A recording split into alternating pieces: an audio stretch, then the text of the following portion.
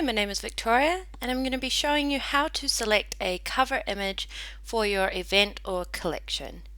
So you can see here all of these images are cover images either for an entire event or a collection that you've chosen to display in your gallery page. And when you click on one of these events, the first image that shows is also the cover image you selected for that event. So if we click on the event that we'd like to select the cover image for, then we can see here over on the right hand side under collection settings the collection cover image in the blue dotted box.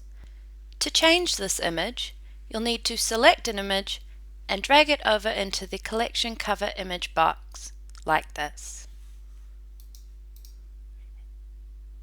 If on your web page you've decided to only display a collection of images, you'll need to go into that collection. I'm now in the collection called Dog, which you can see on the left here, and change the cover image for that particular collection.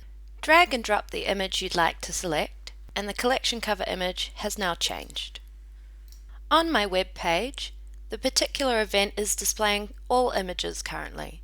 So this will be my collection cover image. Once we go back to the page, we can preview the new collection cover image here. And if we click on this collection, you can see the first image that appears is the collection cover image. Thanks for watching, and if you have any questions, send us an email at techsupport@queensberry.com.